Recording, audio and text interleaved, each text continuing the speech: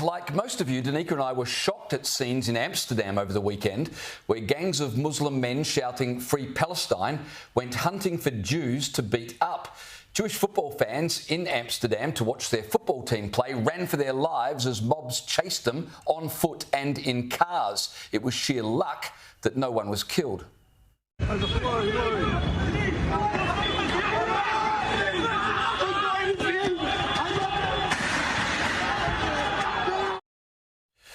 Joining us in the studio is Liberal MP Julian Leeser. Julian, we've got protesters in this country pretty much every weekend calling for a global intifada. Well, the scenes we saw from Amsterdam are the manifestation of that which they're calling for, aren't they? That's exactly right, James. I mean, it's extraordinary to see these scenes where people are throwing fireworks into people's hotel rooms, where you're seeing people kicked in the streets, where you're seeing people being thrown into canals in Amsterdam. And as so often we've seen in this country, the police looking on. And the Dutch police authorities were on notice that these sporting matches were going to happen. They'd been warned that there might be this sort of activity. But to see these Islamists in the street kicking Jews, particularly on the eve of Kristallnacht, a terrible pogrom that happened in 1938 that we commemorate today, is very distressing for Jewish people all around the world. And it's not the sort of thing we should see in free democracies like the Netherlands or like Australia. No, and some of that vision is highly, highly disturbing to watch.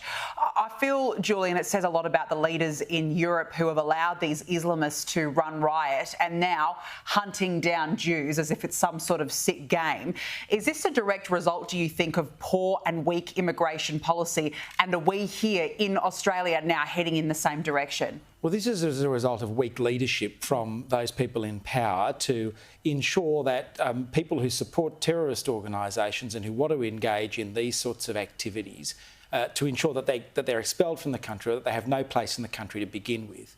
You remember a few weeks ago I asked the Prime Minister whether he could guarantee that there were no people who were terrorism supporters in our country or that he'd expel people, and he waffled away an answer.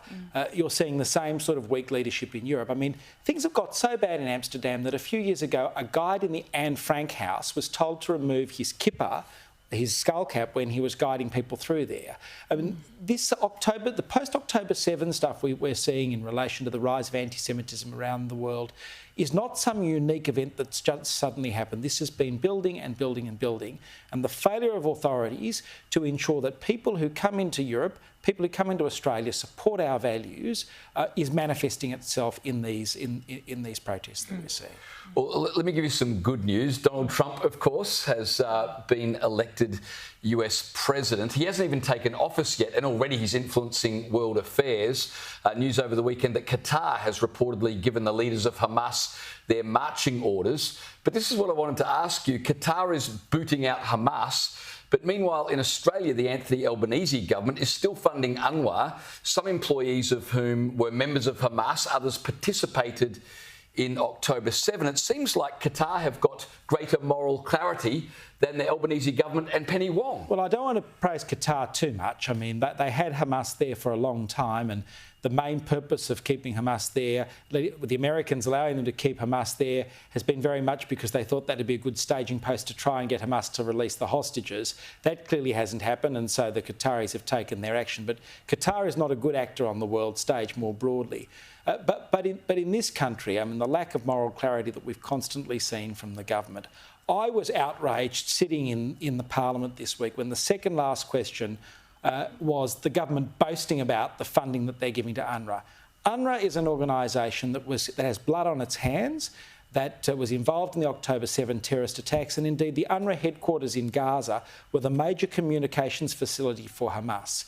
And we've got our government, the government that we pay taxes to, the government in our name, giving this organisation money. I cannot believe that this is Australia today, and this is the reason why we so need a change of government at the coming election, to restore a government that actually reflects Australian values on the world stage. Yeah, and to your point earlier, it's about leadership, isn't it? So, you know, it's just, it's extraordinary that we are still providing funding to this organisation. I've got to ask you, though, Julian, just on that, with Donald Trump's victory, he has previously said many times that the war wouldn't have happened under his watch.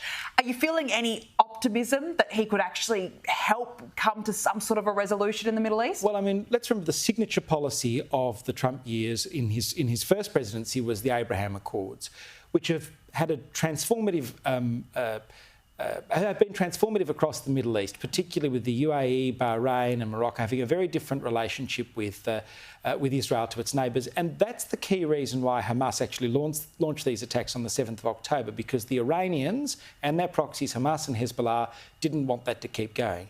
Now, this week I've been meeting with a senior UAE strategic official, Ahmed Tahour, who was here, and he was talking about the very different relationship they have in the UAE with Israel, where they have very tough laws banning anti-Semitic activity there.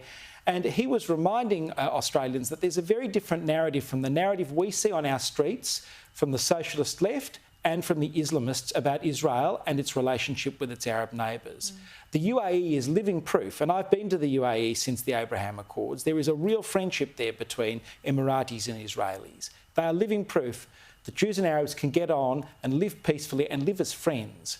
But you've got to degrade the influence of Iran here. And in my view, nothing will change until there is regime change in Tehran. Yeah. Julian Leeser, we appreciate your time with us tonight. Thanks very much.